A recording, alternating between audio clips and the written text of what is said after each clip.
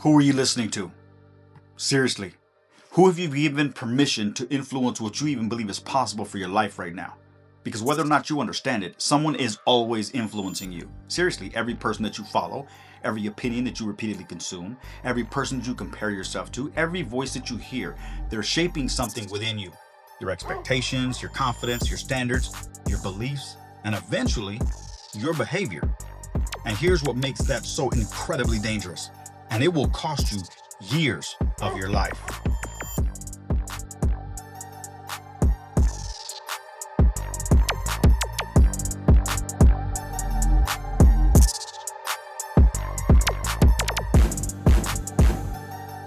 Welcome to the Out Hustle Mentality Podcast, where insight meets impact, and we discuss those principles necessary to reach your goals. I'm your host, Joe Olivas, and today we're going to go over a simple, repeatable system to help you choose the influence you need to succeed over some random social media highlight reel. Whether you understand it or not, some of the people influencing you right now have absolutely no qualifications to do so. And today, we're going to fix that for good and give you back the years of your life that you're currently putting at risk. Principle number 5 of the Out Hustle Mentality philosophy states, mentors are a must. Success is never achieved by going at it alone. So if you choose the wrong mentor, that's going to cost you big time. But finding the right mentor isn't enough. You need to understand 3 questions. Who should inspire you? Who you should stop listening to? And who has actually earned the right to mentor you? By the end of this episode, I'm going to give you a simple test that you can use over and over to determine whether somebody deserves the influence over the one most valuable thing that you will ever possess, your future. But before we talk about choosing mentors, we need to deal with something that almost all of us do, and it's toxic: comparison. Think about it. There's somebody ahead of you right now, making more money, in better shape, growing faster, getting more views, building the business you've always wanted, living their life at a level that you are still trying to reach. And every time you see them, you have a choice. You can compare yourself to them, or you can learn from them. Because comparison can become one of two things: your instruction or your interruption. And if comparing yourself to somebody doesn't immediately inspire you into action, well, then comparison for you has become nothing more than a thief of your own consistency. Think about this. You're working, you're improving, you're finally gaining that momentum. Then you look sideways. You ran 3 miles and they ran 10. You lost 5 pounds and they lost 20. You gained 1,000 followers and they gained 100,000. You had your first 10K month and they're celebrating $1 million a year. Suddenly, your accomplishments, well, they don't seem and feel that impressive anymore now, do they? But wait, what's changed? Nothing. Your 3 miles are still 3 miles. Your 5 pounds are still 5 pounds. Your 1,000 followers are still 1,000 people who weren't listening to you before. Your business, it still grew. Your progress didn't change. Your interpretation of your progress, that's what's changed. And that's a dangerous place to be, because once you stop valuing your own progress, it becomes much harder to remain consistent with the behaviors that created it in the first place. And that's how comparison can become the thief of consistency. It creates a dangerous cycle. Your comparison will become discouragement, and that discouragement is going to evolve into doubt. Doubt is going to create disruption, and eventually disruption, all that's going to produce for you is inconsistency. You start changing everything. You change your strategies. You start second guessing yourself. You abandon routines. You chase somebody else's system and idea. And sometimes you quit doing the very thing that was beginning to work for you in the first place. Not because your system failed, but because your perspective did. So here's something that I want you to remember. Stop comparing and start studying. Because the person making you feel insecure right now might be the one with the very lesson that you need to reach the next level. Learn to turn comparison into curiosity. Instead of looking at somebody ahead of you and asking, why am I not where they are? Ask a different question. What are they doing that I'm not doing yet? That's a completely different mindset. What habits have they developed? What skills have they mastered? What sacrifices did they make to get there? What systems are they using? What do they consistently do that other people inconsistently do? What mistakes have they already made that I don't have to repeat now? Now, for that, comparison has just become curiosity, and curiosity gives you something insecurity never will: a next move. That's where mentorship begins. Again, principle number 5: mentors are a must. Success is never achieved by going at it alone. So, if you want to reach your goal, whatever it is, a mentor is the quickest, most effective way to get there. But mentorship, that requires maturity. Because here's the hard truth: you cannot learn from someone that you're committed to resenting. If every time somebody succeeds and you immediately think to yourself, well, they got lucky, they had the right connections, they had the money, they knew somebody, they had opportunities that I don't have. Well, all you're doing is just protecting your ego and simultaneously losing out on a valuable mentor. Instead, use the mentorship mirror. When somebody's success triggers something inside you, ask three questions. What exactly do I admire about what they've accomplished? Then admire it. What behavior helped them create the result? Then study it. What is it they're doing that I can implement today? Then apply it. Admire, study, apply. Now their success isn't diminishing your ability, it's actually developing it. Learn to borrow the map. Don't steal the destination. Mentorship doesn't mean that you're becoming someone else. You don't need their life, you need their lessons. You don't need their personality, just their principles, and you don't need their exact path. You need the wisdom that their path can teach you. Because remember, you're still running your own race. Your circumstances, they're different. Your talents and abilities, your timeline, your purpose, it's all different. But a mentor can show you the mountain. They can show you the trail. They can warn you of the cliffs, and they can even tell you where they fell. But you still have to climb. And that's where the pivotal question comes in. Remember it. Everyone gets an opinion, but who gets the influence? Sometimes the biggest problem isn't comparing yourself to someone ahead of you. Sometimes it's listening to someone who's afraid that you'll get there. You need to stop borrowing other people's limits because eventually you're going to tell somebody about your goal. And because of fear, they're going to say, you can't do that. That's not realistic. People like us don't do that. You're too old. You don't have the experience. You don't have the money. You've already tried that before.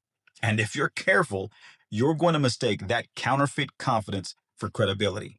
Don't, because sometimes the person telling you what's impossible isn't speaking from wisdom. They're speaking from wounds, from disappointment, from fear. They're speaking from everything they tried that didn't work. Sometimes their certainty is built on their own experience with inexperience. They couldn't figure it out. So they've decided that it can't be figured out. They failed. So they decided that the goal was impossible. They quit. So perseverance, well, that just must be foolish. And sometimes when someone tells you that you can't, what they're really saying is, I never could. So please do not show me that you can. Because if you do, they might have to confront something uncomfortable. Maybe it wasn't impossible. Maybe they stopped. Maybe they just settled. Maybe they listened to the wrong person. Maybe they could have gone further. Or maybe they just quit on themselves. And your willingness to attempt something that they abandoned, that could become scary. And that's a mirror that they don't want to look into because that will reveal an image of themselves that they are actively trying to avoid. Don't adopt other people's hand-me-down fears either. Some people, they inherit money. Some inherit business or property. Sadly, some inherit fear. Hand-me-down fears are going to sound something like, people like us don't do that. That's not a real career. Don't take that risk. Better play it safe. Don't get your hopes up. And then suddenly, you're living inside boundaries that you didn't even create. You're fighting fears that weren't originally yours. Someone else's bad experience becomes your expectation, their failure, your forecast. And if you're not careful, their insecurity becomes your identity. Give it back. You have enough battles of your own without volunteering to fight somebody else's fear. Remember this, your goal, it doesn't need a committee, it needs a commitment. Stop putting your future up for a vote to everyone else.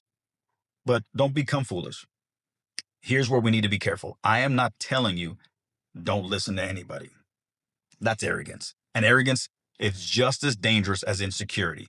You need correction. You need criticism. You need people willing to tell you that your strategy is wrong, that you're not prepared, that you need another skill, that you're moving too fast or underestimating the risk, that you're lying to yourself. That is real mentorship. So how do you know the difference? Learn to distinguish between a warning and a wound. A warning says, I've traveled this road. there's a cliff ahead. Let me show you where it is.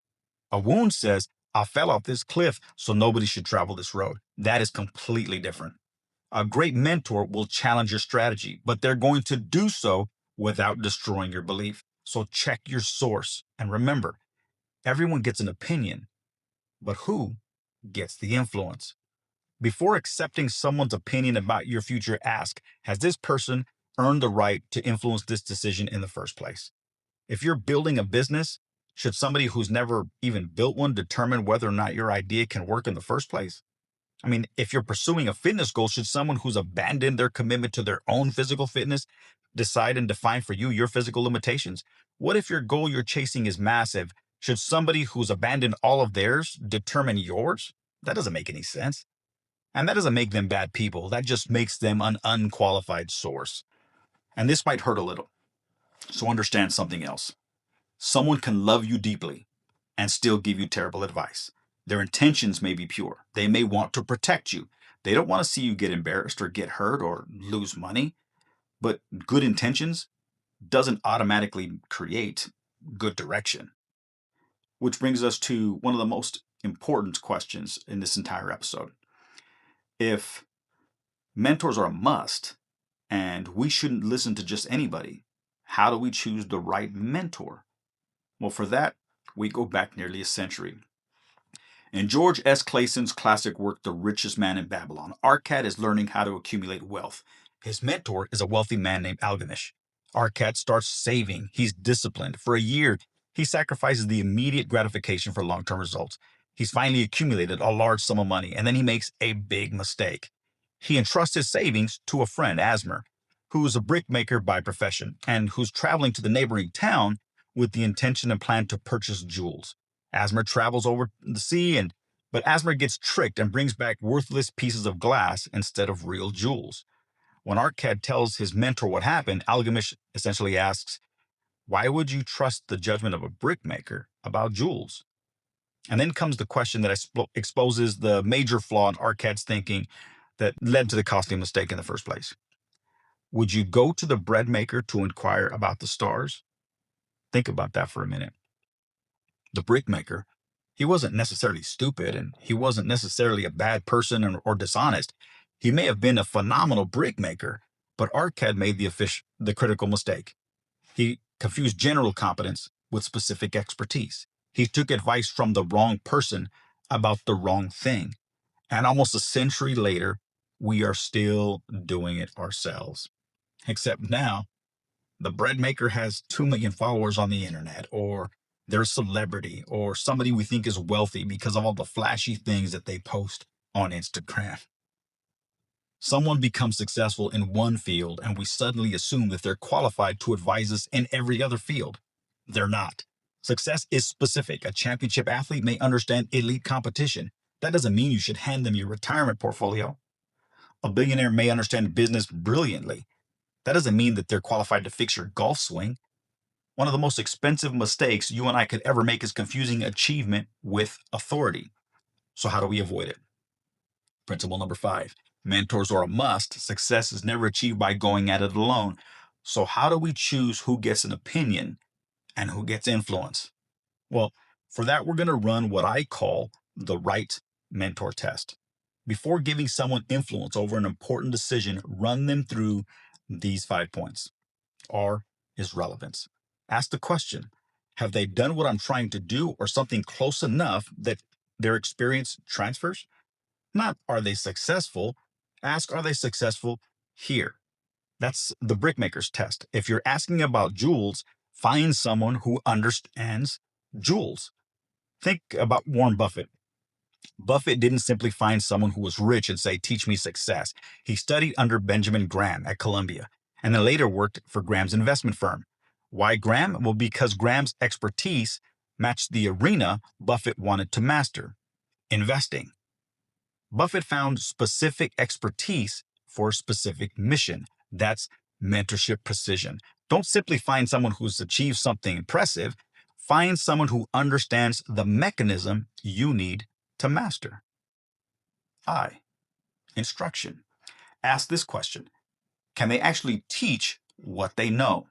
Some people are extraordinary performers, but terrible teachers. There's a difference. Now, Tiger Woods didn't stop coaching because he became Tiger Woods. During different stages of his career, he worked with many coaches, including professional swing coach Butch Harmon, to evaluate his swing, to refine it.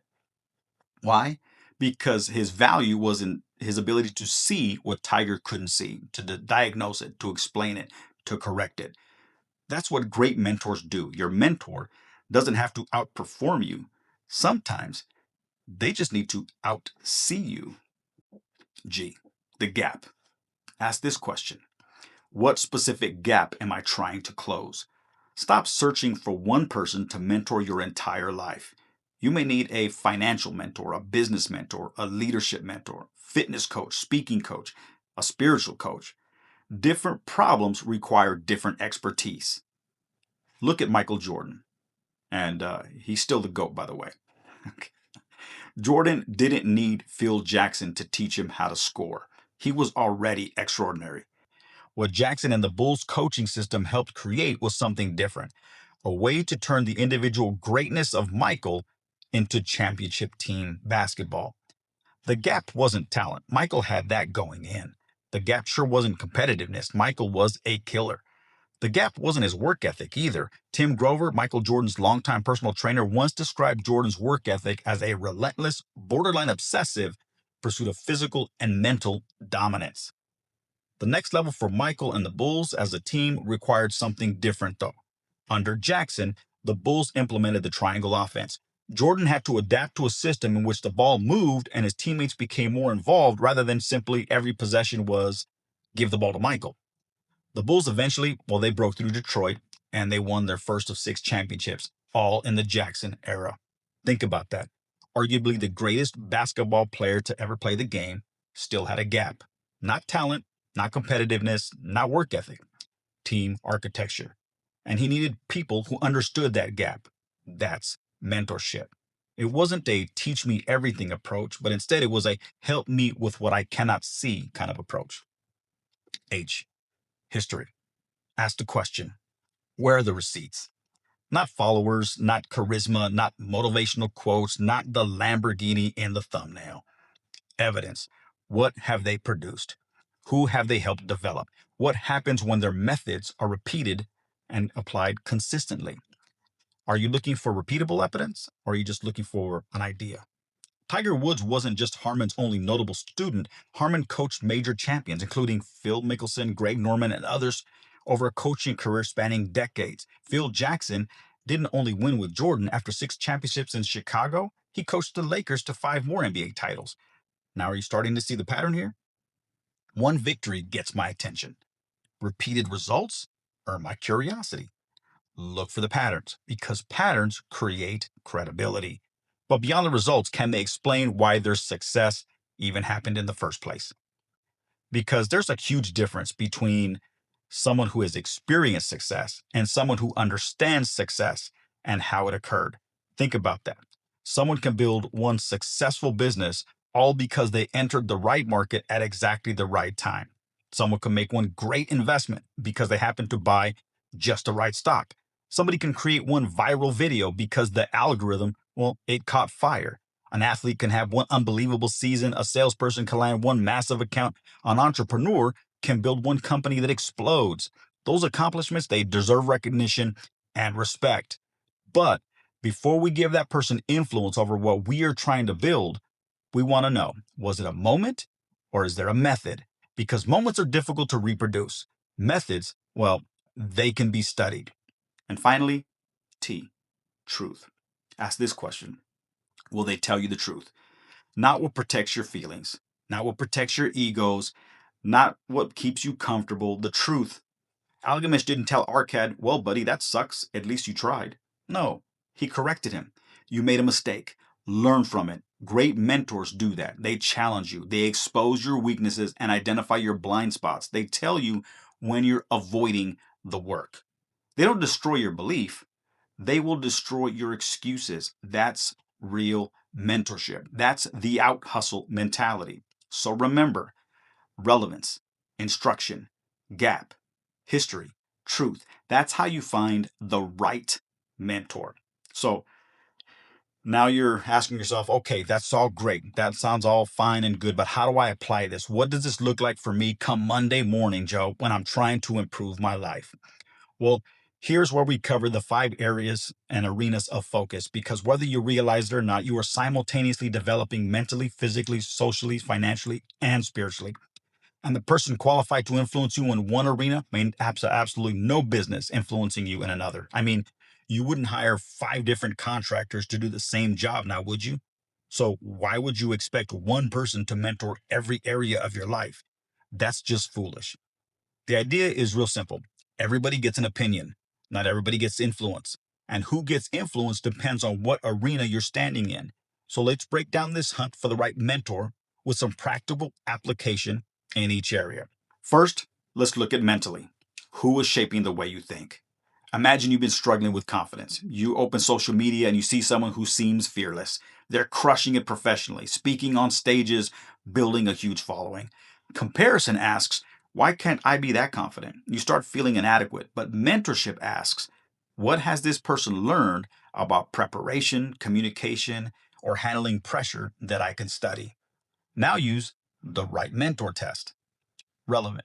Have they demonstrated the mental skill that you are trying to develop? Instruction. Can they explain how they developed it, or do they just simply perform well? Gap. Is their confidence really your gap, or is there actual problem, preparation, emotional discipline? History. Is there evidence that their approach works repeatedly? Truth. Will they challenge the thinking that's holding you back instead of simply making you feel better? And here's the influence test. Your coworker might say, you're just not a confident person. Now, they get an opinion, but unless they possess relevant expertise or experience, they don't get influence. Your internal response becomes, I heard you, but you haven't earned authority over how I define my potential. And that's powerful. Let's look at it physically. Who is qualified to advise me on my body and my performance? Let's say you decide you're going to run a marathon. Immediately, everybody around you becomes a running coach. Your friend says running destroys your knees. Someone else spouts off, you need to run every day. Another person tells you, forget running, just lift. Meanwhile, you get online and you see an elite runner completing 100-mile training weeks. Comparison says, I'm only running 15 miles a week. I'm nowhere where I need to be. Wrong. You're comparing your chapter 2 to somebody else's chapter 20. Mentorship asks, what principles from their training apply to my current level? Then, the right mentor test. Relevant.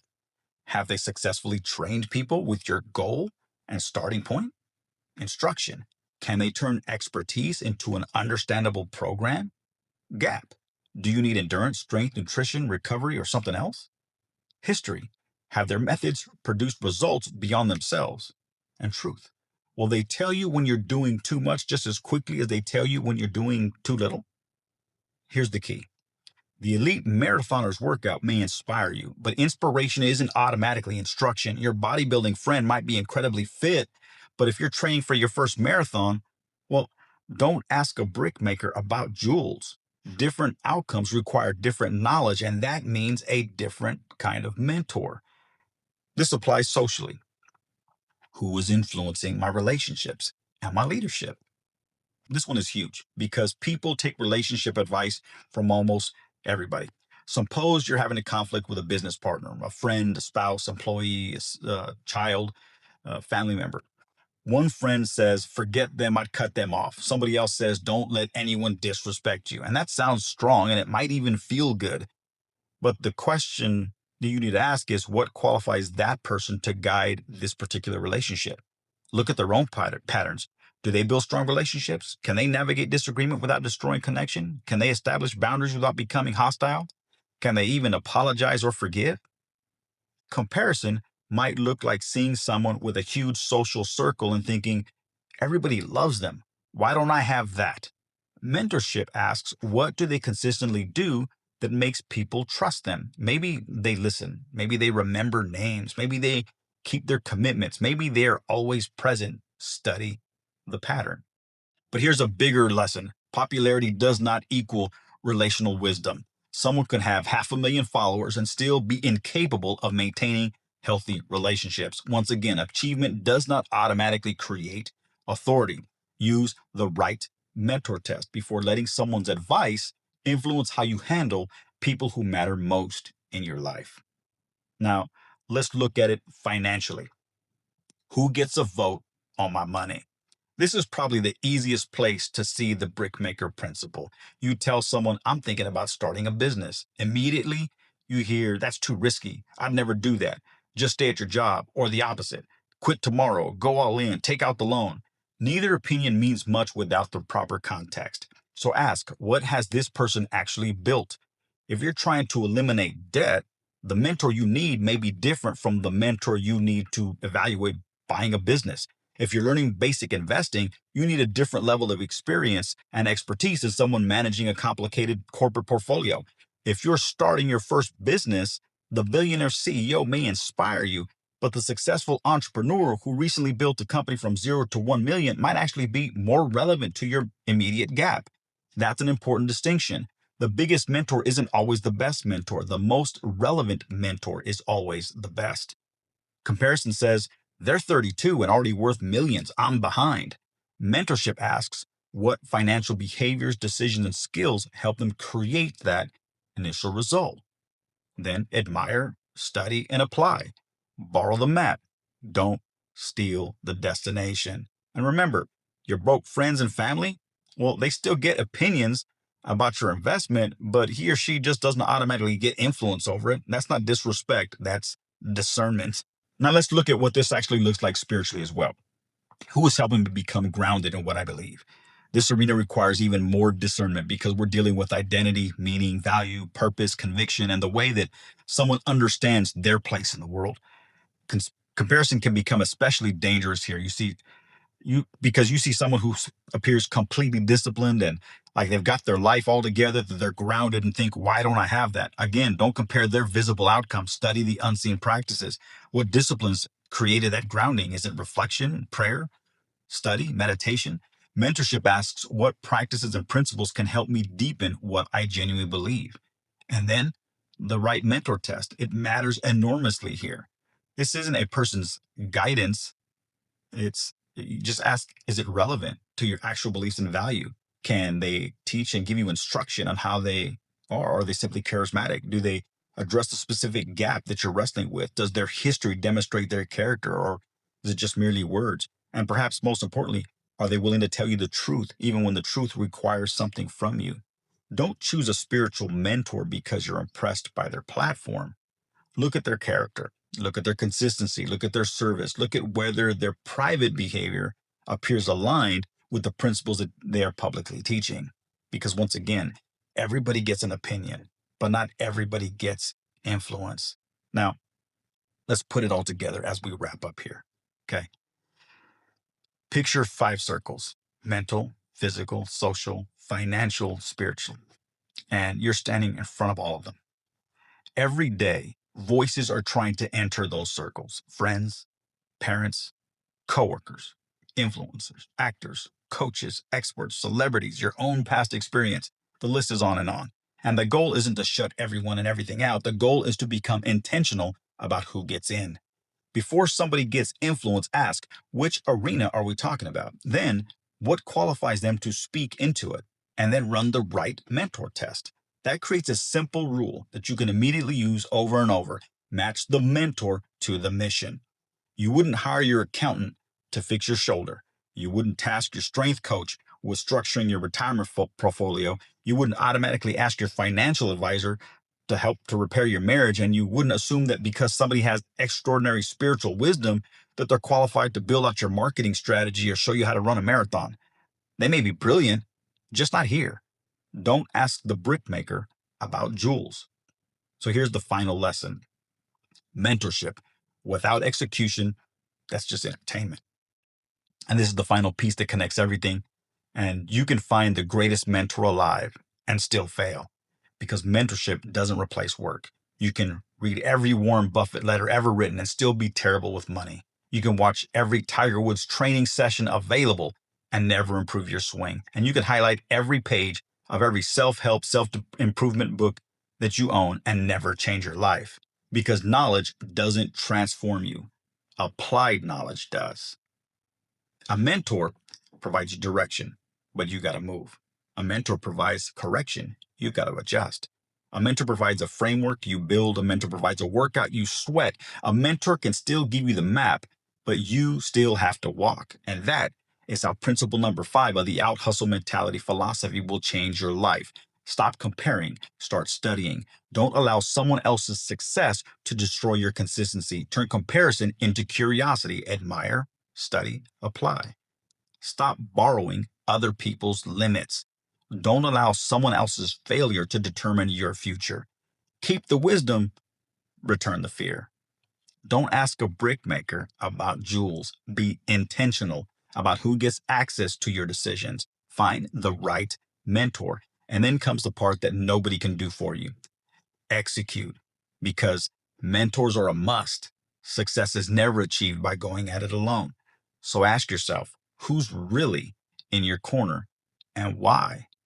Not who's cheering, not who's liking your posts, not who's telling you what your ears want to hear, who's challenging you to become the person your goals require. Because eventually, information isn't enough, and motivation, that's not enough. Another book, that won't be enough. Eventually, you need proximity, accountability, systems, and correction. Someone who is willing to expose your blind spots, willing to challenge your excuses, to look you in the eyes and say, you told me what you wanted. Now let's talk about why you're not doing what it takes to get there. That is mentorship. And that will save you years of wasted effort and energy. Stick with me as we go through all the principles of the out hustle mentality philosophy in upcoming episodes. Stay close, because what we're building here is being built for you. Until then, stop comparing, start studying. Stop borrowing other people's limits, protect your belief. Don't ask the brickmaker about jewels. Qualify the voice. Find the right mentor, then execute. But don't kid yourself. The right mentor still can't save the wrong student. You can have the greatest coach in the world and refuse to practice. You can have the greatest financial mentor and refuse to change how you handle your money. You can have the greatest business mentor and refuse to execute. You can have someone show you exactly where you're going wrong and still allow your ego to get in the way and mess everything up.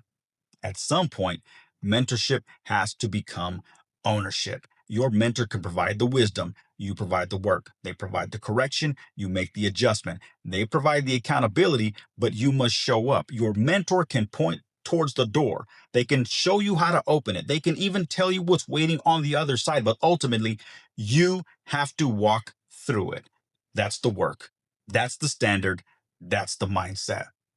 And today's episode, if it challenged the way you think about comparison, about influence, about mentorship, I've got one favor to ask. Share it with someone who's ready for more, someone who's tired of measuring their life against everyone else's, someone who's been listening to all the voices that were never qualified to define what was possible for them and their life, someone who's ready to stop collecting opinions and start choosing their influences.